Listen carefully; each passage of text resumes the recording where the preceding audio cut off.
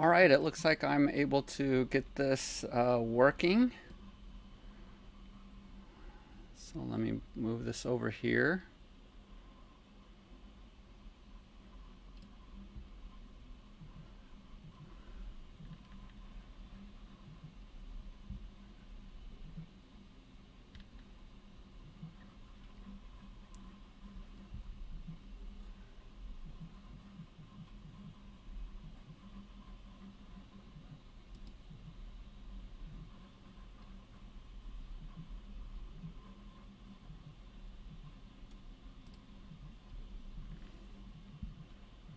All right, if you're able to see me or hear me, go ahead and type in the chat box.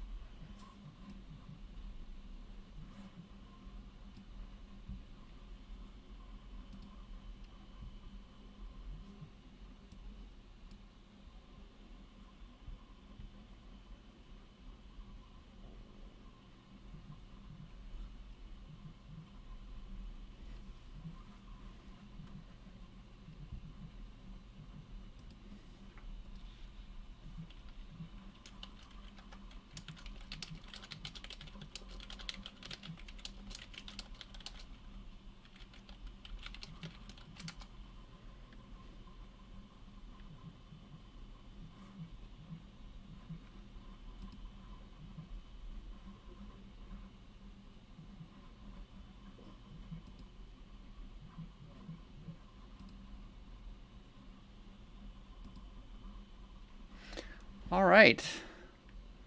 So let's go ahead and type in where you guys are from. Black Beast, thanks for replying. I'm glad that it is working.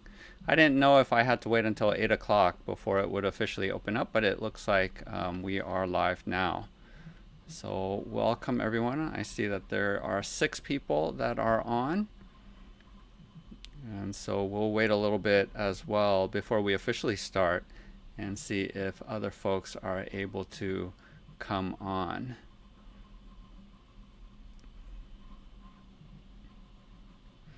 So I just got done playing a little bit of Riot Quest and had fun. My son came home, actually it's his fall break from college, and so we played some Riot Quest tonight. And Black Beast is saying he is from Burkina Faso. So welcome, Black Beast from Africa. Glad that you could join us this evening. Rod Alves says hi. Go ahead and type in where you are hailing from so that we know.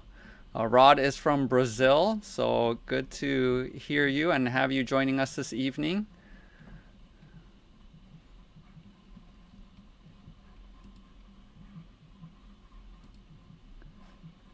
All right.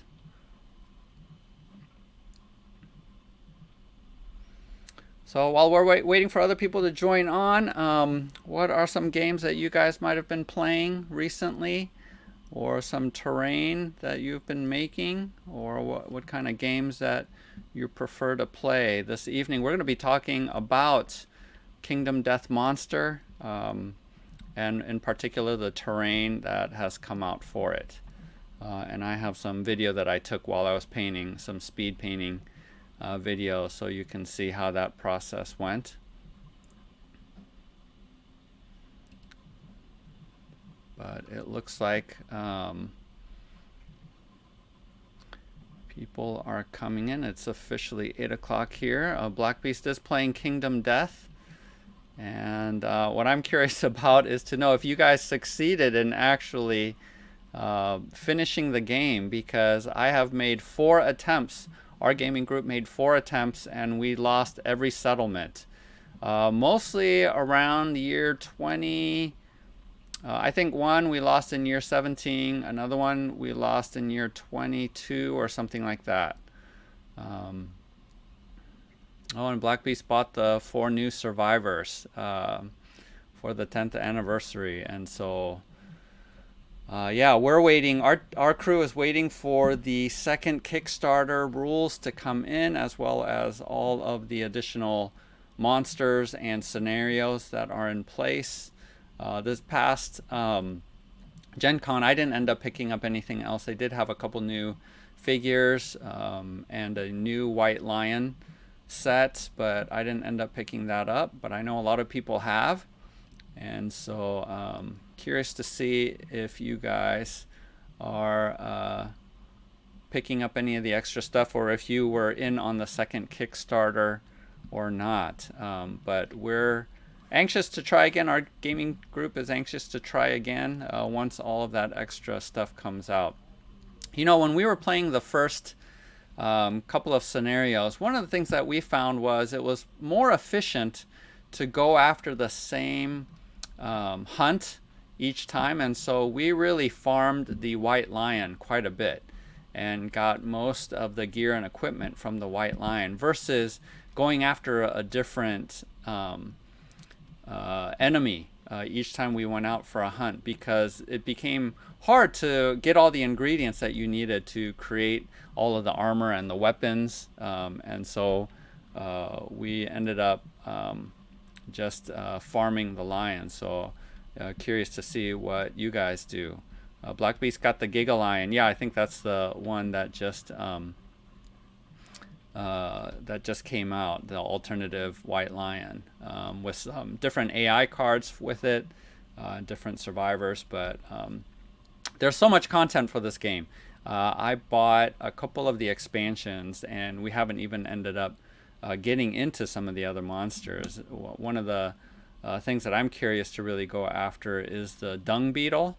And we haven't really even, I think we went and hunted it once or twice.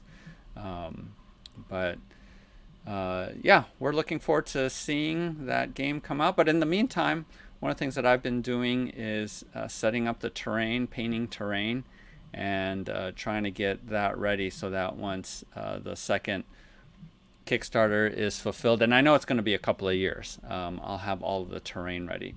So let me go ahead and just play this video for you guys. And let's see here.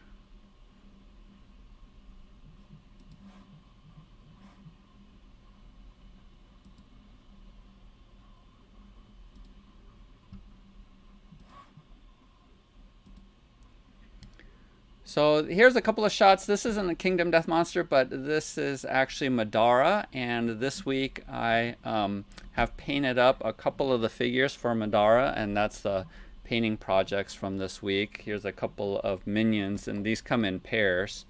That's why there's colored bases. And this background shows you the set. I also made some homemade, I don't remember what those are called, but they're basically markers. And here I'm showing a picture of a couple that's getting married.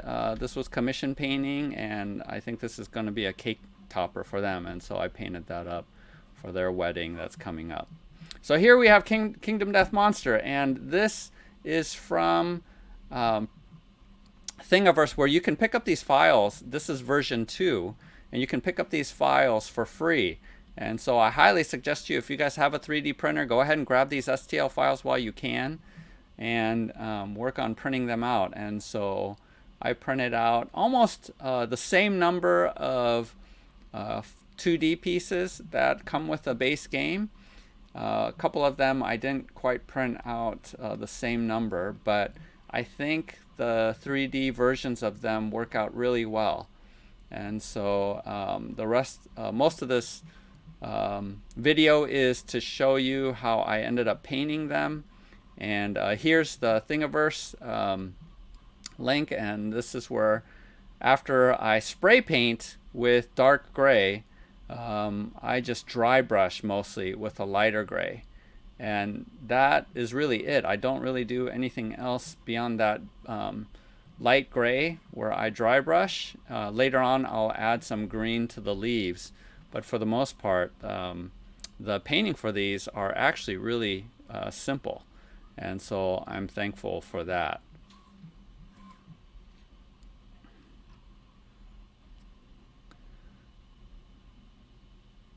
And so I really want to give some kudos to the artist who did create these 3D files, and really thankful that he posted them on Thingiverse because I think he could have made some good money. People who spent the money to get Kingdom Death, which is a boutique game, it's pretty expensive. Probably what I would have spent money to purchase this 3D set, but glad that he made it available for free, and so we're saving a little bit of money since we're spending all of our money on the actual game. So so this actually it just took me one afternoon to be able to paint all of these pieces. It took a couple of days though to print out all of the pieces, and so printing it is definitely going to take you longer than actually painting.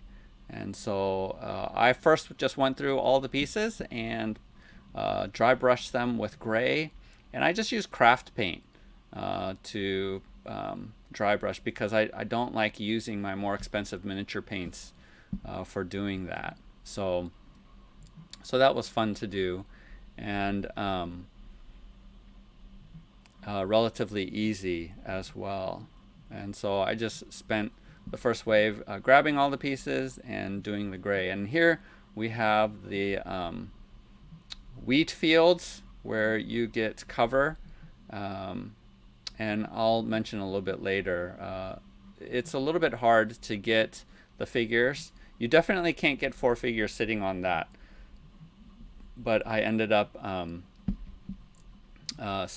not quite sure what I'm going to do when we're actually playing the game, because we might just replace that tile with a regular cardboard tile, because you can't fit 4 miniatures onto that piece with the grass on the edges.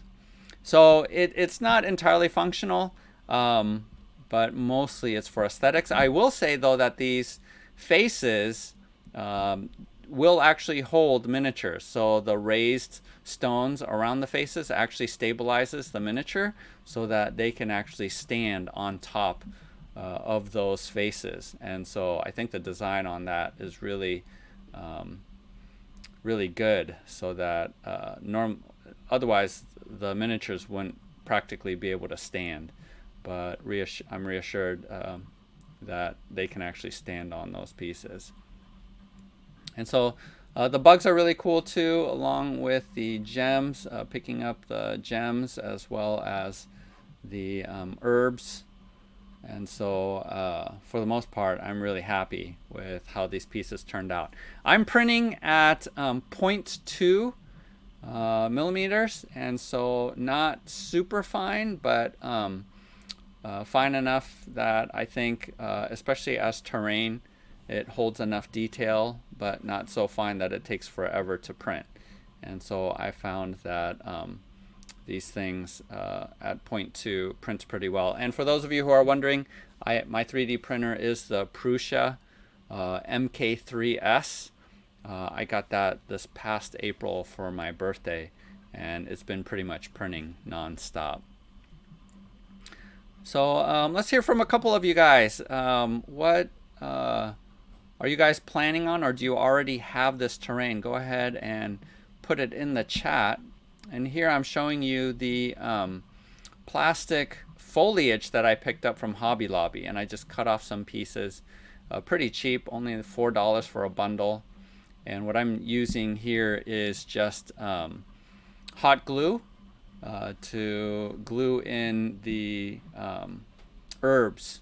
And you can pick up basically any other sort of greenery that you want from Hobby Lobby or a craft store, and just glue it into the eye where it comes out like in the picture. And so it's pretty simple, not very hard to do. And the reason why I use craft glue is because it creates a blob that it can sit on, and pretty much it will stay in there. Because I was worried if I used super glue or something else like that, that it would just pull off pretty easily. But the hot glue definitely creates a pool, and you can actually pick up the whole tile just by the herbs. So I wanted something really strong. And so here I'm showing you just cutting some of the ends so that I can glue it in there. So ended up looking really good, not very hard to do, and I think overall the effect looks really good So that one gaming nerd guy says he's never played Kingdom Death. Looks interesting, and you love the art style. Yeah, you gotta really, because the game is so expensive and it is really a boutique game. You gotta either go in on it with your gaming group or find someone who already has the game. Because when I got the original set, and I didn't kickstart it, you know how many years ago? I don't know how many years ago now it was. I wasn't an original Kickstarter, but I did purchase the game right as the fulfillment was going out. And so it costs me $300 to purchase the game. And I think it's 400 now or something like that. It's even more expensive now. So the game is definitely expensive. But our game group, they've all sort of contributed to getting some of the expansions, and two of the guys jumped in on the second Kickstarter, and so I know our group likes it a lot. But it is the kind of game where because it's so expensive, you definitely want to try it before buying it. And I think probably there's enough people who have it that you would be able to try it if you try to search around gaming groups in your city. Here in St. Louis, we have a couple of meetups where I know if I really want to try out a game, I can typically go to a meetup and find someone who has the game, and I can try it before buying it. But Kingdom Death is one of those games that, because of the cost, it's probably good to try to find someone to try it out. Or you can go to Gen Con or other gaming conventions. I don't know what other gaming conventions they go to. I've only seen them at Gen Con, and you can go through their tutorial that they have in their booth. The miniatures are really high quality, but at this point I have way more miniatures on the sprue than I have painted up, and towards the end of this video you'll see some of the miniatures with the terrain. So anyone else? I know Black Beast has played. One of the fun things about the game, though, is you can play it solo. It is a little bit difficult to manage 4 survivors at the same time, but once you get used to it, I think it is actually pretty manageable. Now the thing, though, is, and the reason why I don't play the game solo, is that you are really tempted to cheat, because there are a lot of one roll kills on your survivors, or that really wipes out your can really put a damper on the momentum that you have out of your survivor base. And so if you can play honestly, I think you can play solo. But there's a number of circumstances, situations where you'll roll, just one roll will determine whether or not your guy will die, or have some terrible ailment. The wound roll for it's just brutal. I mean, just terrible things happen to you, right? And so that's why I'm too tempted to fudge a die that is a one-shot kill. So I've mostly been playing it just with my friends. So this is just the I don't remember what it's called, gems or something like that. So resources, again, that you're picking up while you're fighting. All right, other folks who are online, are there any games that you've been playing? Not necessarily Kingdom Death, but what have you been playing recently? Or are there any Kickstarters that you guys have been jumping on? I know this week Oathsworn went into Kickstarter, and I think, did they top over $1 million? Let me check here. I think they have.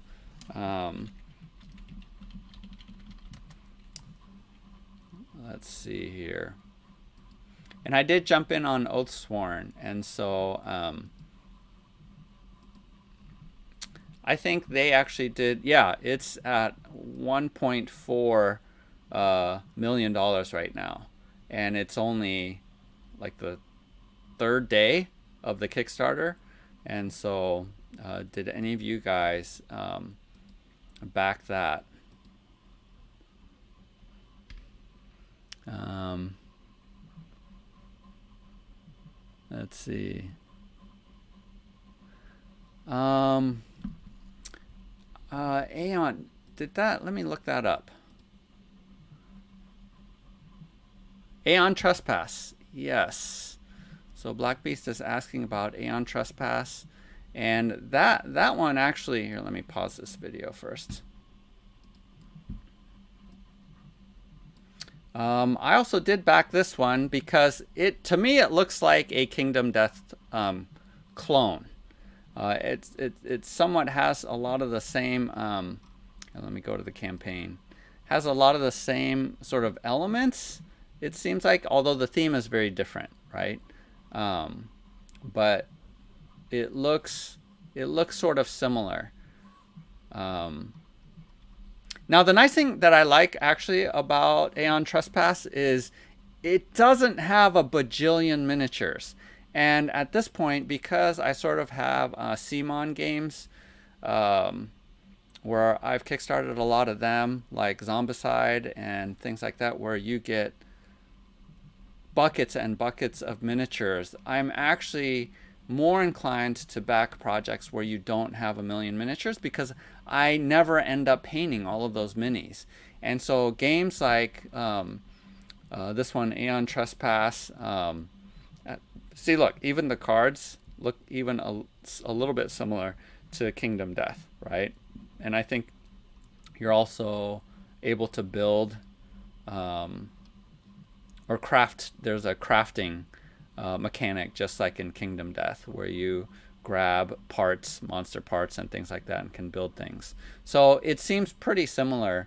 And I knew that they were going to, because of the success of Kindom Death Monster, I knew that there were going to be copies of that. And I think there's enough distinctives about this that I'm excited about it. But I heard a really good YouTube from King of Average.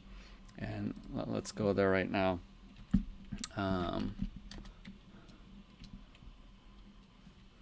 Let's see here.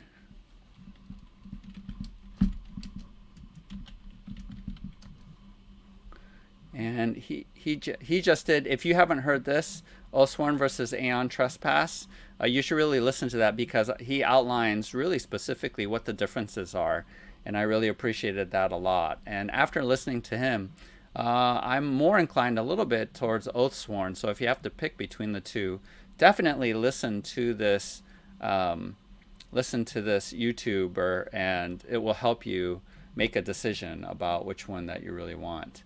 So I think that'll be a helpful tool for you guys. Let me move this back over.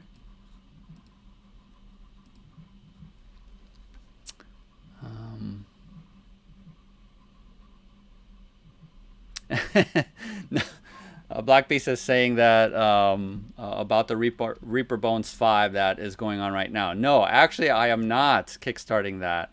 I kickstarted up to Reaper Bones 3. And again, the reason is because I have a bajillion miniatures now, and I'm still not even close to painting all those miniatures. And so I actually took a pass on 5 because my backlog of minis is so deep that I don't need any more miniatures like that. So one of the things though that I was trying to figure out, and maybe you guys know, the original bones from Reaper is sort of like this vinyl-y kind of material, and it won't take any spray primer because somehow it eats into the vinyl plastic and it makes it all sticky. Now, Reaper did come out with a material called Black, Reaper Black. And I noticed that the plastic that they use there is a lot stiffer and harder, and I think you can spray those. But I don't know. For those of you who have experience, maybe you guys can type in the chat whether or not this new Reaper Bones Kickstarter is using the harder material, or if they're still using sort of that vinyl-y white material. And the reason why that's a pain for me is because I have to use just acrylic paint, just regular craft paint, white, to prime them. And so I'm used to just using rattle cans to prime all of my miniatures, typically white now that I'm using contrast colors. Black Piece, what did you spray onto your Reaper bones? Because all of the sprays that I used made them too sticky, and somehow it wouldn't dry right. And so I ended up having to use craft paint. I know some people have success in spraying with an airbrush some acrylic primer, but oh, okay. So Black Beast is saying that the new bones, everything is the harder plastic. So just know that it is a little bit easier to prime with that new material. So yeah, you're using Games Workshop spray. So I'm glad to hear. I'm glad to hear that it will take the spray primer now.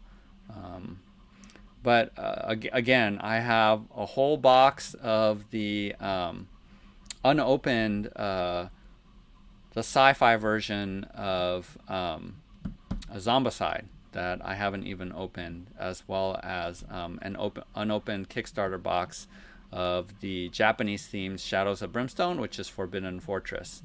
So I have a lot of miniatures that I still have to paint, which is on my backlog. And this is why I don't spend a ton of time on terrain. My basic philosophy of painting terrain is do it quickly and get it on the table, because it's different from miniatures. You want your miniatures to sort of be the high point when you're looking down on your game board, whereas the terrain pieces, yes, it really does help a lot, but I really speed paint a lot of my terrain.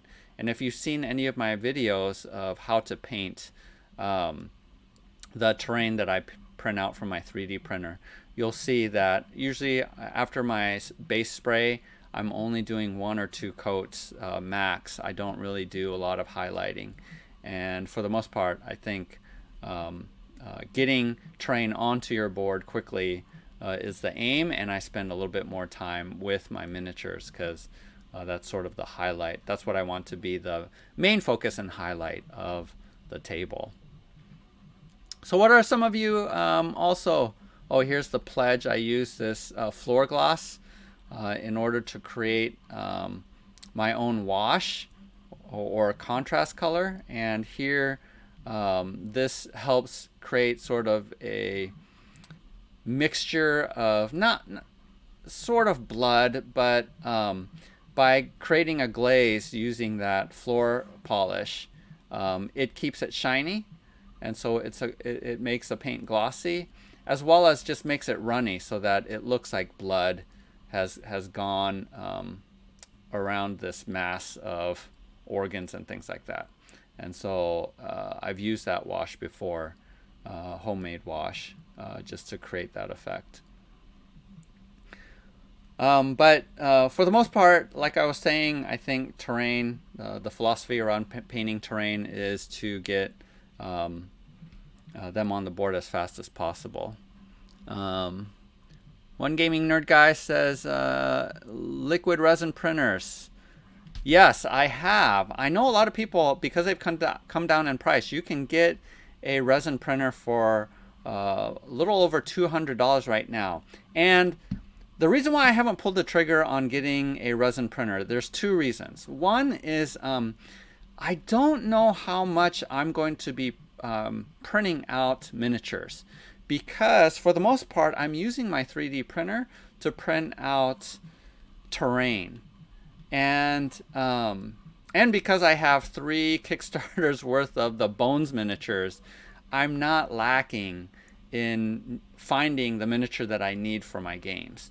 And so for D&D and things like that, and even when I'm running a D&D campaign, most of my players, I usually DM, most of my players will pick their own or will order a custom 3D printed miniature for their character from Hero Forge or something like that.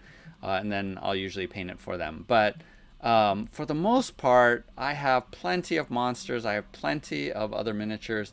And then if I don't have one that matches, it's actually easier for me just to buy the Bones version of it. It's cheaper for one thing, because it's only like $3 or $4 usually for a miniature. And for me to go ahead and paint that up, it would save me the money of buying a resin printer. Plus, having the resin and cleaning the resin seems a little bit of a pain. And so at this point, I've chosen not to get a resin printer. Probably at some point I will, if there's a reason. In fact, I was watching a YouTube video about a guy who, here, let me try to find it here. He, I guess there's a $1,200 resin printer that can print whole helmets for cosplay.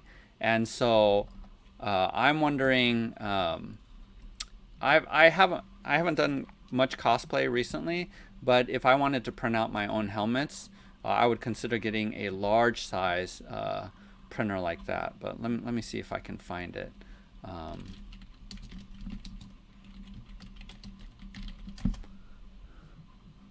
yeah, here it is.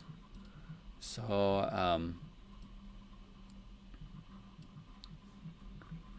here, let me skip. So this guy has a Frozen Transform, which I think just shipped because this was kickstarted. I think it's a Chinese producer, and he's a cosplayer, and so he makes these insane helmets and things like that. And here he's printing out this mask, and so the quality on it is really, really good. And so at some point, I would want to get a larger capacity printer, because most of them, as you see here, it's the prices have really come down. So it's only $230 for this resin printer, right? Let's skip forward here. But the size, look how small the print size is, and so you're fairly limited in what you're able to print. So I'm gonna wait until these larger capacity resin printers come down in price, and then at that point maybe pull the trigger. But gaming nerd guy, do you actually have an FLM printer, a regular spool printer? I've noticed that people who have a regular printer, layering printer like I have, eventually do end up getting a resin printer. But at this point, I'm holding off on doing that.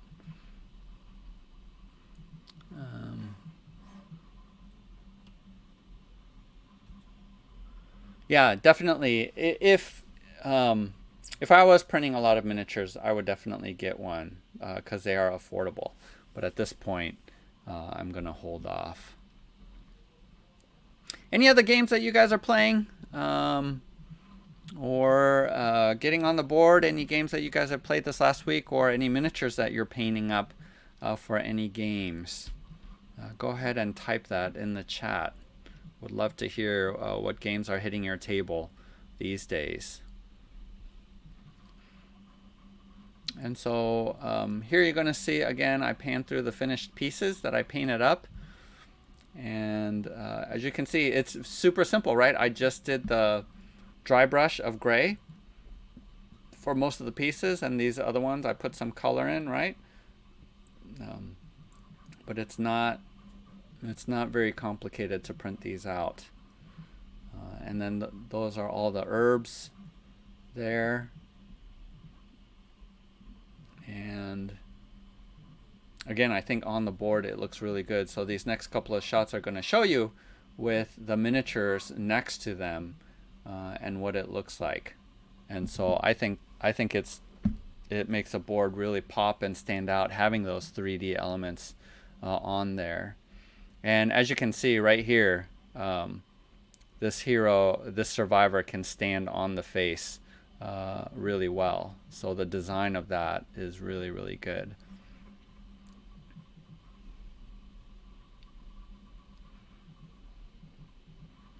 And then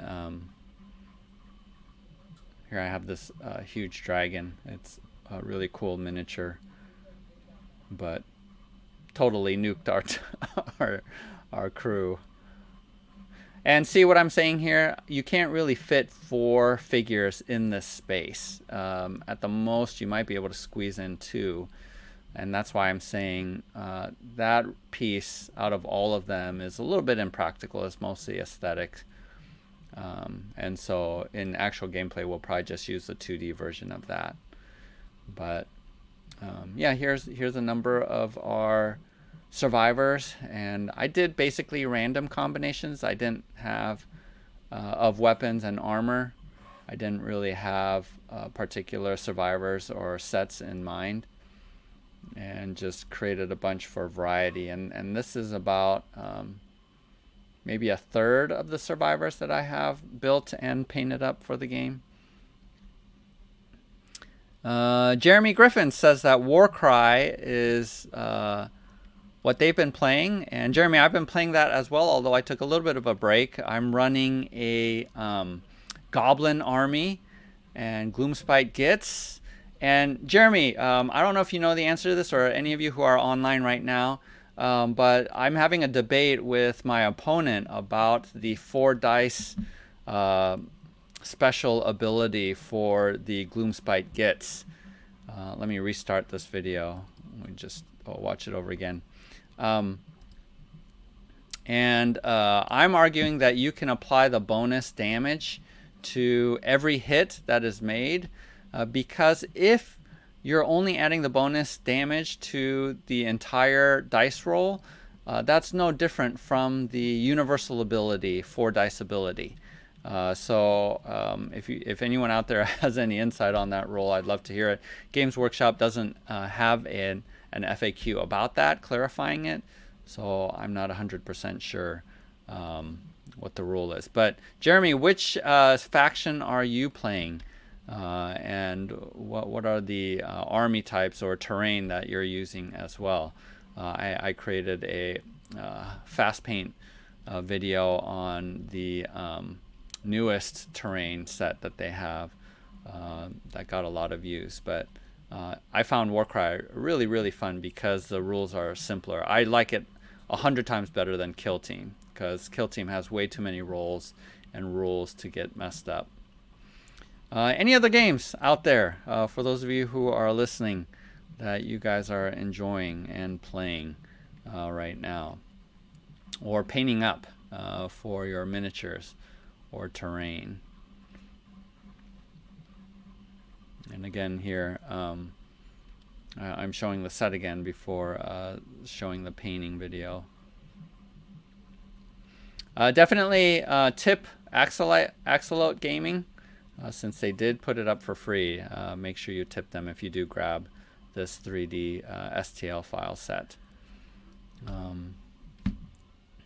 But one of the projects, miniature projects, that I am trying to get done is for Medora. And so the nice thing about Medora is there isn't a ton of miniatures. I would say maybe there's 25 or 30. I don't exactly remember. But these guys are relatively easy to paint. And I'm actually going to try using contrast colors with this water Noah. I used a contrast blue, and I think it turned out pretty good and easy.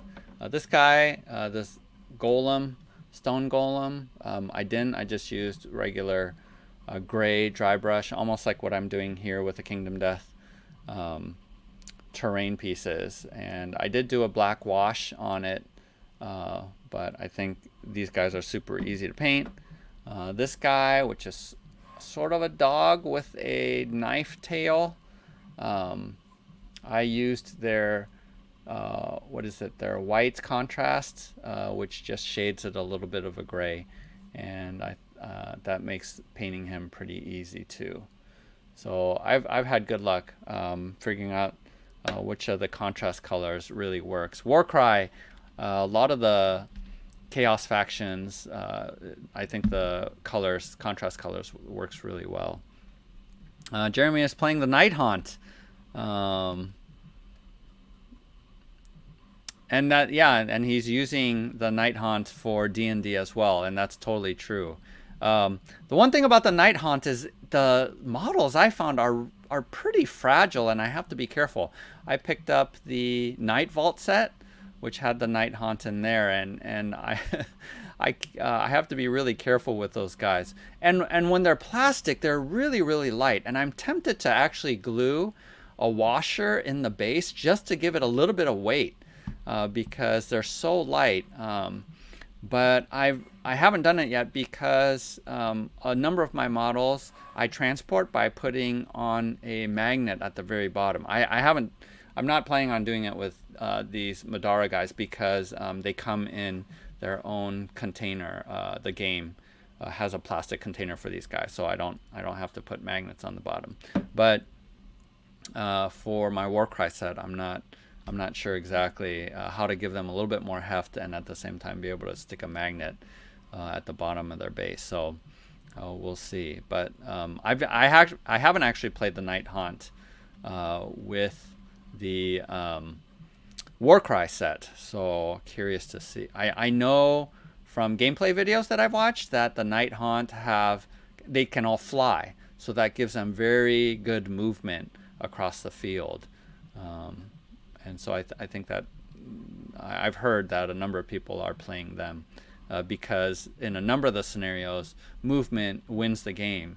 If you have to hold objectives or if you have to go, get across the map, that's really helpful. It's almost the opposite of the orcs. What are they called? I don't remember the name of the orcs, but they only have a movement of 3.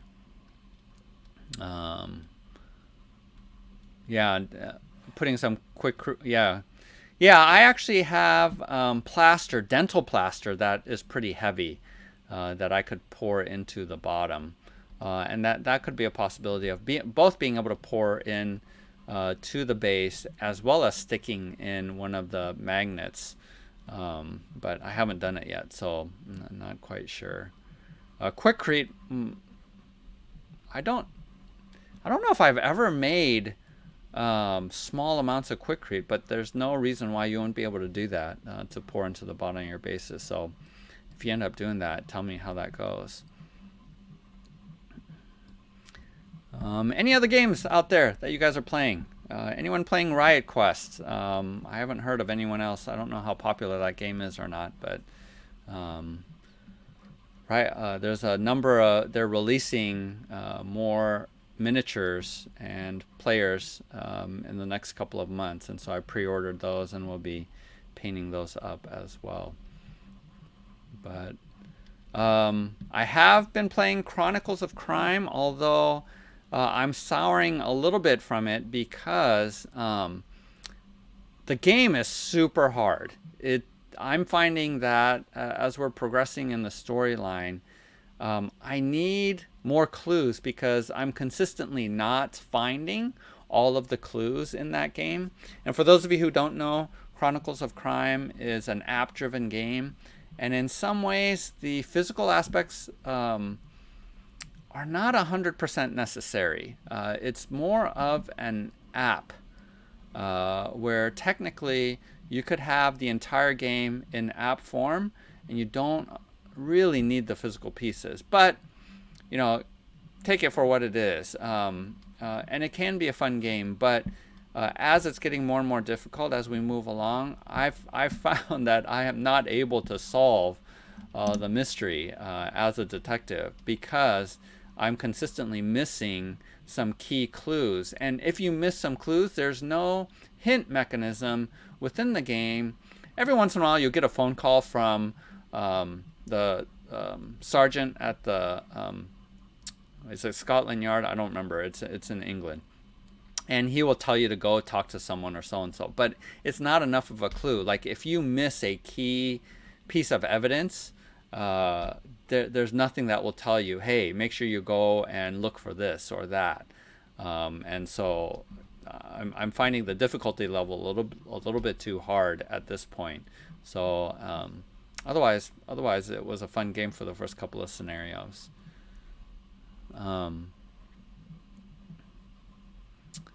Any other games that you guys are playing out there, or any terrain that you might be painting? go ahead and mention that too. I want to also take this moment just to thank my Patreon supporters. If you want to get in on the Patreon monthly draw, what we do is each Patreon supporter gets a raffle ticket for every dollar that they support per month, and we have a draw. Normally it's a monthly draw, and usually we're giving away a piece of terrain or something like that. But for last month and this month of October, we're actually doing a weekly draw because I'm purging some of my older games. And so if you're interested in that, go and check out my Patreon page. It is Gaming Geek Giveaway, all one word, at the Patreon website. And you can check out what games that we're giving away. But we have a lot of fun, and I want to thank all of my Patreon supporters for helping out fund this channel and the content and all that kinds of stuff.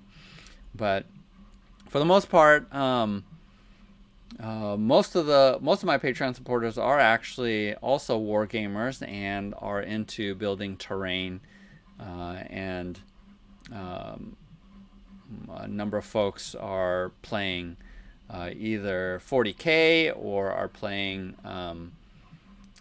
Age of Sigmar. I've wondered about Age of Sigmar actually, now that I'm into Warcry, but you know, the thing that really honestly is keeping me from jumping into Age of Sigmar is that it has the same mechanic that I don't like about 40K, which is I think one side does all of their turn first before the other side goes. So now if you guys know or have played Age of Sigmar and can tell me if that's true or not, but my impression when I watched some gameplay videos, it seemed like with Age of Sigmar, one side will activate their whole army, and then the other side will do the same. But if that's not the case, I might have that wrong, where one side first does all of their movement, and then the other side does their movement, sort of like in Kill Team, right? So what I really like about Warcry, it really is one side goes and then the other side goes. You activate one model at a time. Now, obviously, in a war game, I'm not asking that you activate one model at a time, but at least one squad at a time, right? You activate one squad and have them all shoot or attack or something like that. And then the other side gets to pick a squad and move them and activate them versus the entire army. Because I know in 40K, whoever gets that first turn has a huge advantage because they usually wipe out the heavy hitters in that first turn. And so you don't even get to use some of your big guys in that game. But I might be wrong. That might not be the case for Age of Sigmar. I do know that Age of Sigmar is a simpler rule set, just like Warcry is a simpler rule set from Kill Team. Age of Sigmar is a simpler rule set than 40K. And so we'll see. If I were to set up an Age of Sigmar army, I would definitely do the Gloomspite Gits, because I think those goblins are hilarious. But what are some war games that you guys have tried out? I've always had an eye out to see what war games are really fun or tabletop games are really fun. I still haven't tried. What's it called? The Japanese themed game that I showed last week. Let me grab it real quick.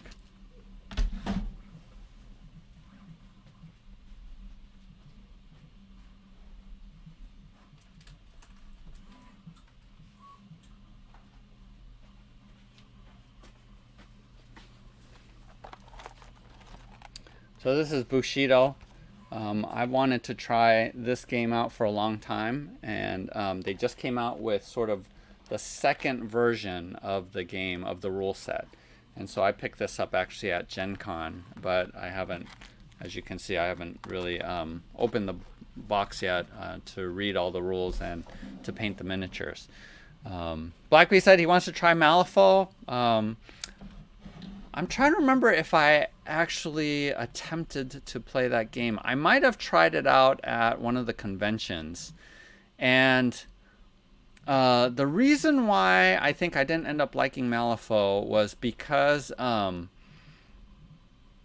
think there was too many options and things that you can do, and the game is definitely not simple. It's the same reason why I didn't get into Guild Ball, is because there's just too many moving pieces, and I just need a simpler game. That's why Warcry, I think, is a perfect level of complexity for me.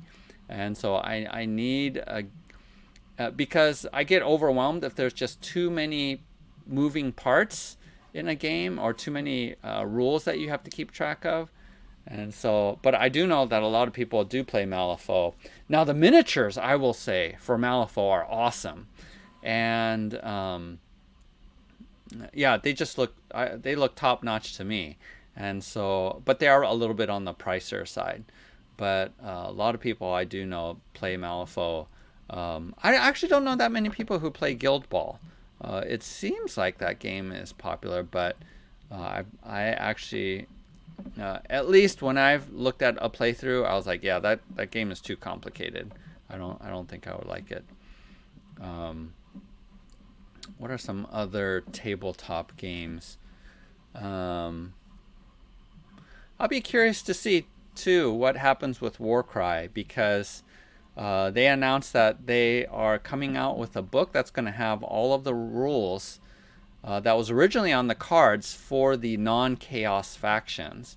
And so some people were complaining about that because it was like, you know, like myself, I think I bought 4 or 5 of the faction cards. And so now all of those rules are going to be in a book. Now, I actually prefer the cards. Having the cards actually is better for me than having all of the rules and stats in a book.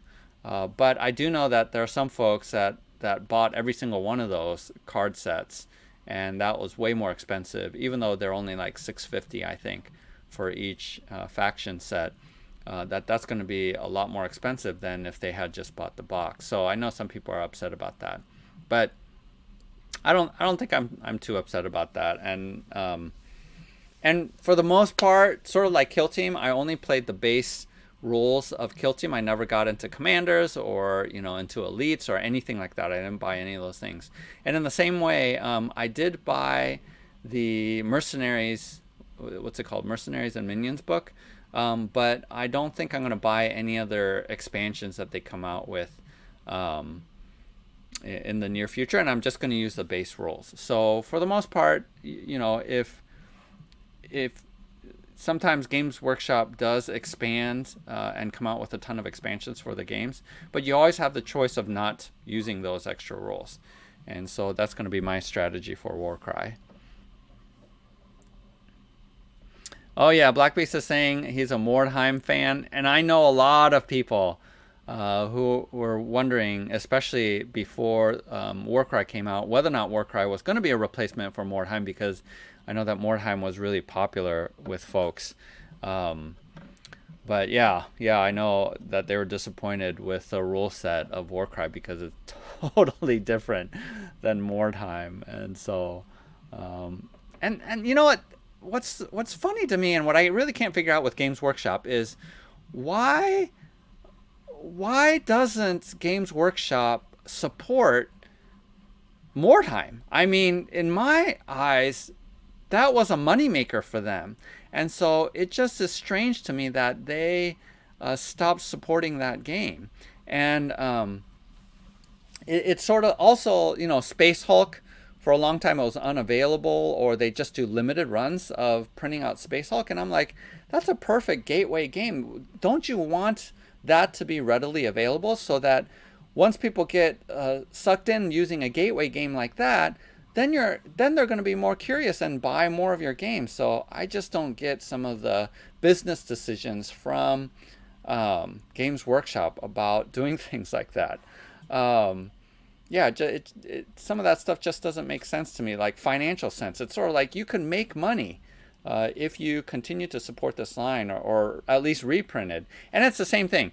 The base Kill Teams box set, that thing sold out within a couple of months. And for a long time, I went to my Games Workshop store here, and I said, oh, are they going to reprint it? They said yes. And so I held off from buying any Kill Team stuff, thinking that they were going to reprint the base box. And then a couple of months later, I went back and they said, no, actually they decided not to reprint the box.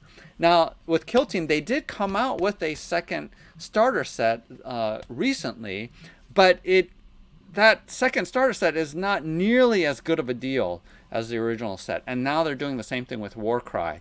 They told people. Now, the good thing is they actually told people in advance, the base set, the starter set is not going to be reprinted. So I'm glad that at least they're telling people in advance. But from my perspective, I'm just like, why do you as a company not want to make more money? Because that base set is such a good deal, and you would get more people into the game, and once, Games Workshop games, once you buy the base set, you're more likely to buy other miniatures and sets to fill that out. So I don't know. I'm not sure. Yeah, Mordheim is one of those things where I'm like, man, why doesn't Games Workshop just reprint that? The same thing happened with Hero Quest, right? Why didn't they?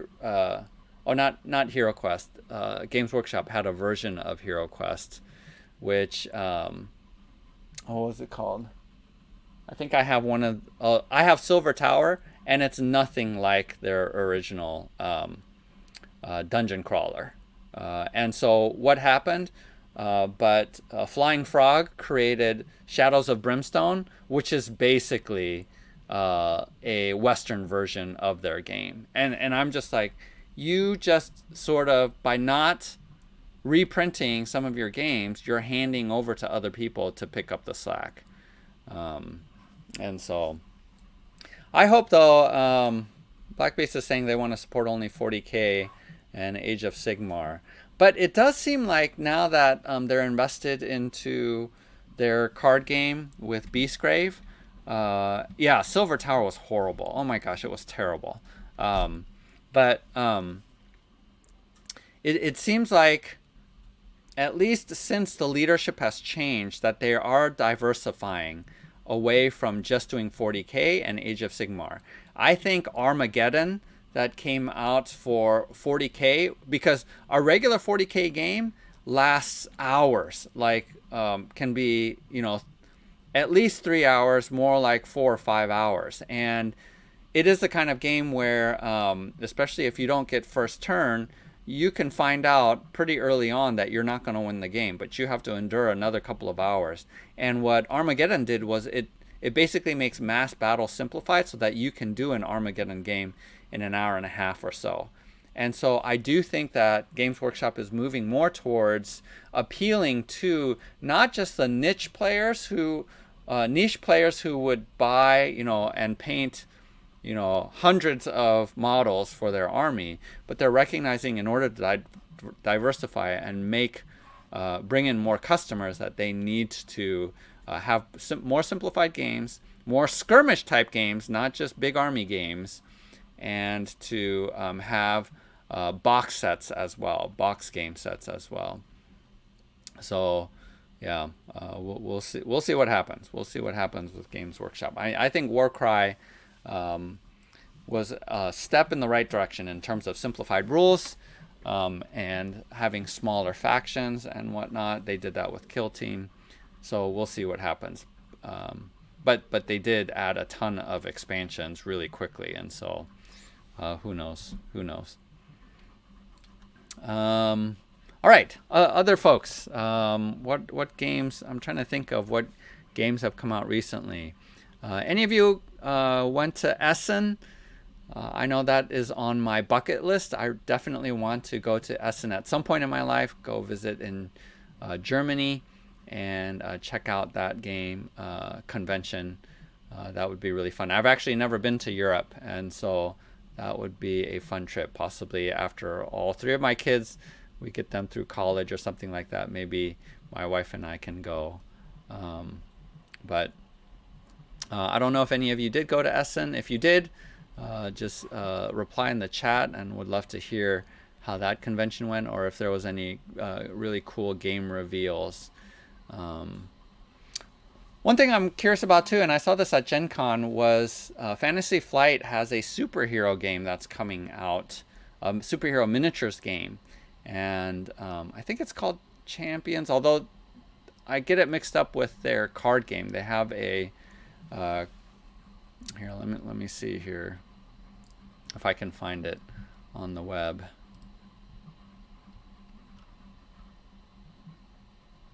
Let's see. Let's pause this.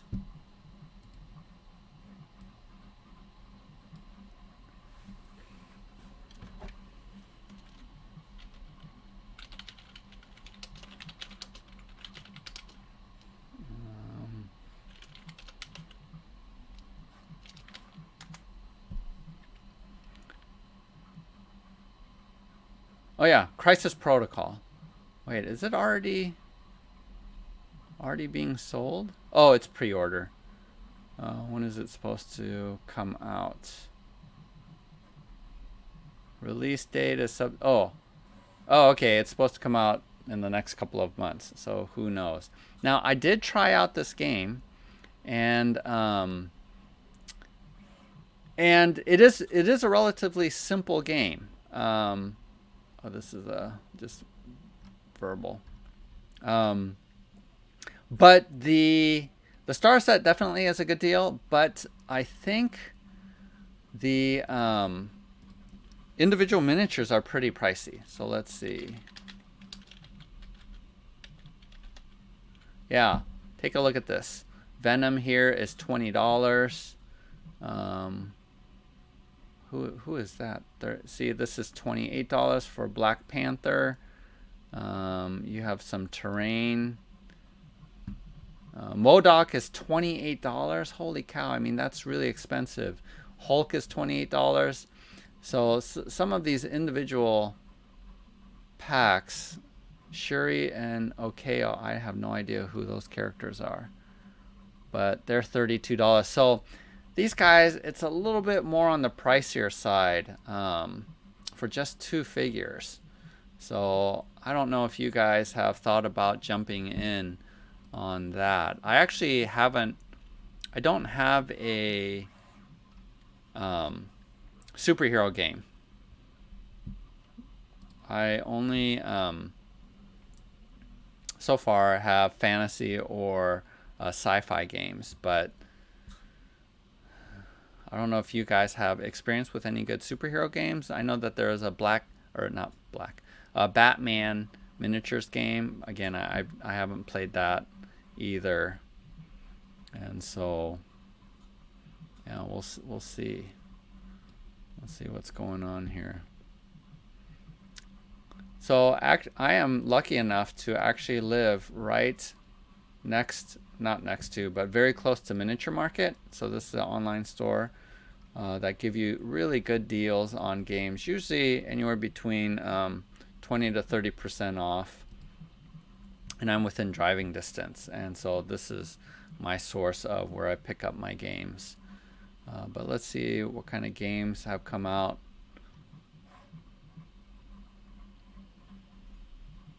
Oh, okay, Fallout, more miniatures here, and these miniatures are expensive. I feel like the Fallout miniatures, because take a look at these guys. You're getting 5 miniatures, and they're basically what, zombies and ghouls, right? So only 5 of them for $27, which I think is just too much. But your mileage may vary based on what you think is worth it. I did see this game Fallout on sale for $35, the base set, and originally was $70. So I'm wondering if not too many people are getting into this game. So I'm hoping that these will get to a place where they're on clearance and will, drop down to half the price, and then I'll jump in and grab some for my Fallout game. Harry Potter, I read a review that game actually isn't that good and is a little bit of a mess, and so disappointed that the rule set for that isn't that great. But here you have the Batman DC Universe Miniatures game. Again, I don't know anything about that. And it seems like there's multiple rule sets for that, different rule sets. I don't know. Here's Conflict 47. You know, I tried out Bolt Action. I don't know if any of you have ever played Bolt Action before. I do actually like the rule set of Bolt Action. It's relatively quick, but I don't think I ever got into... And the models are pretty affordable.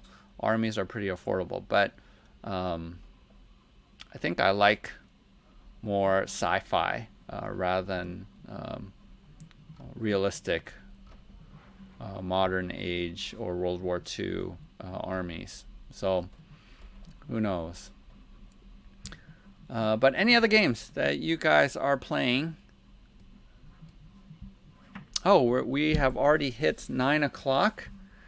And so let's go ahead and wrap up this week's live stream.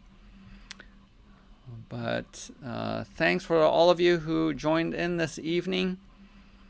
And once we get Kingdom Death Monster, the second Kickstarter delivered, I will definitely have more videos about that. But until then, I hope and wish you guys luck, not only in playing Kingdom Death Monster, but any other games that are in your queue right now.